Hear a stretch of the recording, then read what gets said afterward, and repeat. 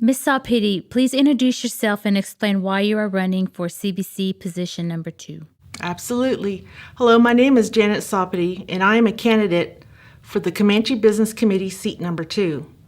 My parents are Carol Salpiti Wade and Cloyce Choney.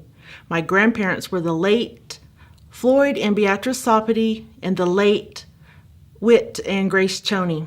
My children are Elizabeth, Sophie, and Kyle. And recently we were blessed with the addition of my grandson, Randall. But we like to call him Baby Randy, and he has been an absolute joy. I graduated from Elgin High School, and I furthered my education with the assistance of the higher education program. I obtained my Bachelor of Business Administration from Cameron University. I also had the amazing experience of representing our people as Comanche Nation Princess. Then I was selected as the 1991 Miss Indian World to represent all Indigenous people. I have the honor and the privilege of being the first young woman from the state of Oklahoma to obtain this title.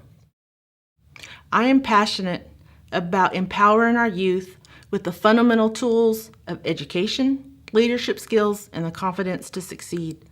I believe our Comanche youth have great potential to make a difference. We must utilize all resources available to nurture that potential.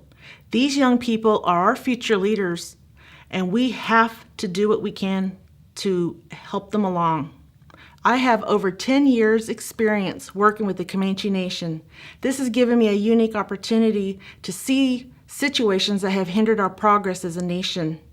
But it has also gave me special insight to be able to see areas for improvement and the potential for growth.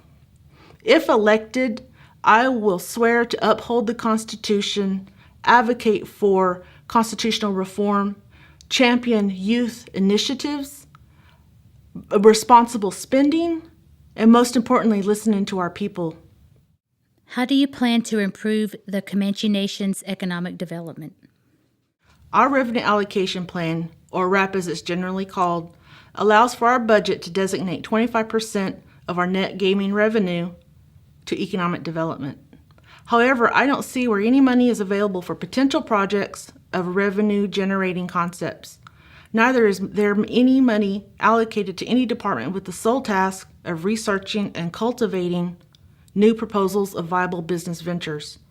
We should be looking at money-making endeavors outside or even alongside gaming. This can mean business ventures that exist alongside with gaming to generate more traffic through our casinos. Although it is important to look beyond gaming for other possible avenues.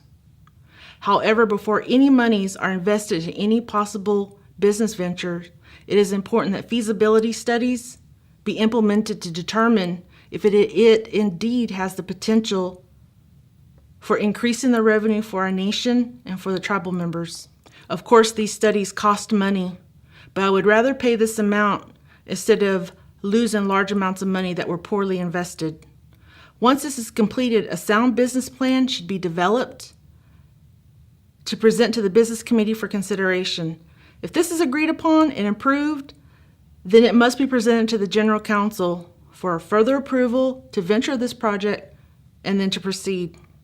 What steps do you think need to be made for the 60% reallocation plan to be approved, and how are you going to contribute to its approval?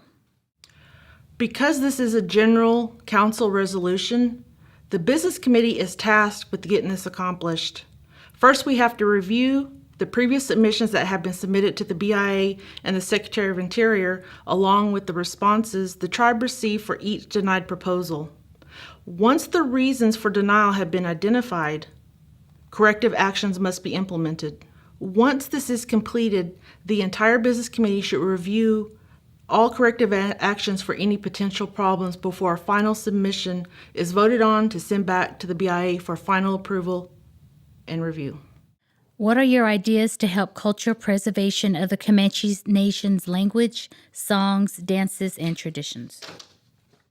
This is an important subject because this is how we identify ourselves from other tribes across the nation. We, as Comanche people, are indeed unique. I would like to see a task force implemented with the goal of developing ideas to preserve all cultural aspects of the Comanche Nation. This would be done on a volunteer basis by people who have a common interest in preserving our heritage. We have monies designated to various line items in attempts to prevent the loss of our customs. Utilizing existing programs and task them to work together is how we will get this accomplished. While each program all have a different scope of duties, they all have a common goal, which is to either prevent the loss of our heritage or to educate others about our Comanche ways. Our daycares and youth programs are doing a fantastic job already of teaching songs and hymns to our youth, but we need to provide them better resources to help them do more. We need to develop a better working relationship with the local schools about teaching Comanche language and history in the classrooms. I know that Cache and Elgin Public Schools already allow teaching Comanche in the classrooms, but why not the elementary schools? If we can teach them at a younger age, the probability of success is greater. Also, there are grants available for cultural preservation. We need to hire accomplished grant writers to go after those grants so we can use them. Our tribal website can be a valuable asset to utilize to educate not only students, but also adults who want to learn the history, culture, and language of the Comanche Nation. Remember, it's never too late to learn. How important do you feel it is to be transparent with information on the status of the Comanche Nation's finances, resolutions, meetings, and the audit, and how will you communicate to the tribal members about the standings of the Comanche tribe? This is extremely important. The lack of communication can cause our tribal members to distrust the actions of the leadership. Our people just want to know what is happening. They just want to know information. We have the resources to distribute that important information to our people. Why not use it? We must see an improvement of communication from our leadership. We have a newspaper that reaches our members who do not live locally and cannot attend regular meetings. We have also invested in our IT program, and I know that they're extremely capable of keeping our website full of information that can be continuously updated if given the opportunity. The information I'm referring to would be the proposed resolutions and the minutes of all monthly meetings. I would like to propose that all directors submit quarterly reports about the financial health of their individual programs to be submitted on the tribal website rather than having us wait until the annual meeting for information.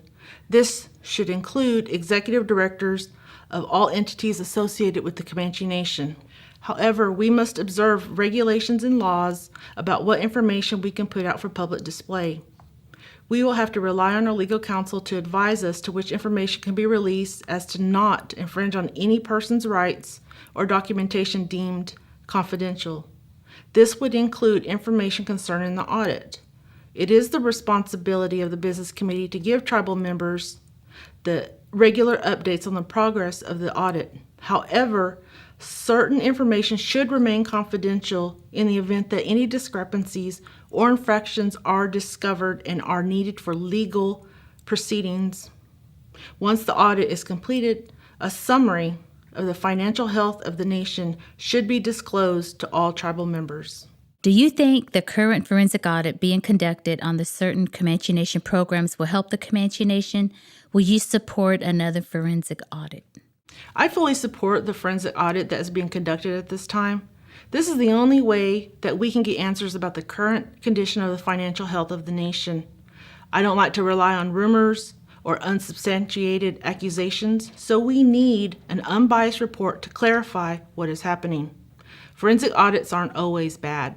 They are actually sound business practices to ensure that everything is in compliance. It can provide us information to close the holes that can be exploited by individuals.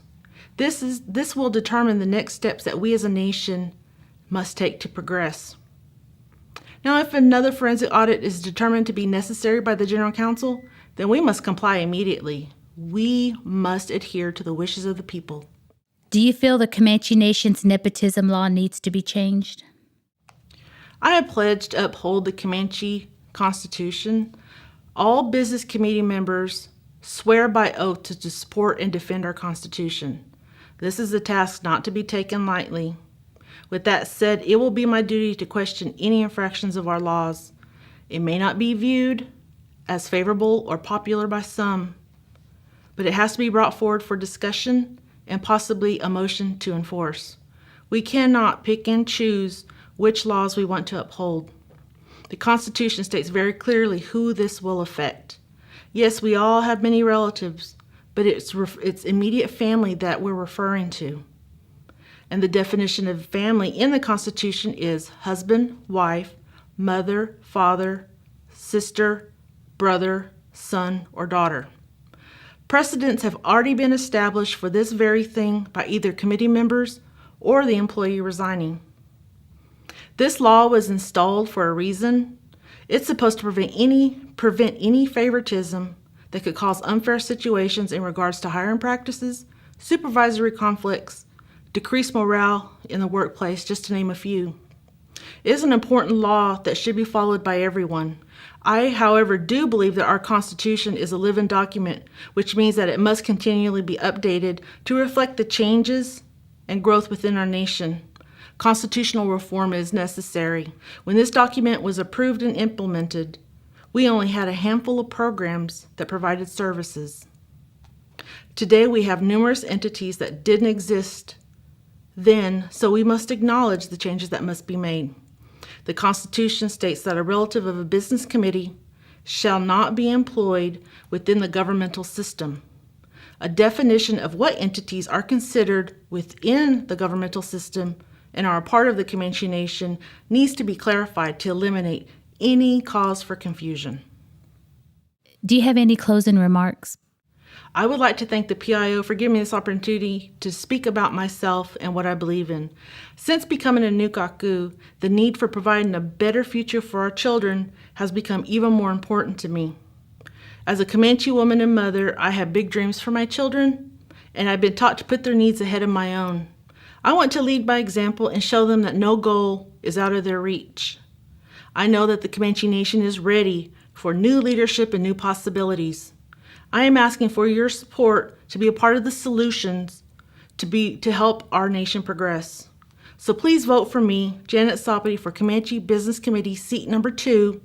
But most importantly, regardless of who you support, please take the time to go vote. Your voice is essential for the Comanche Nation.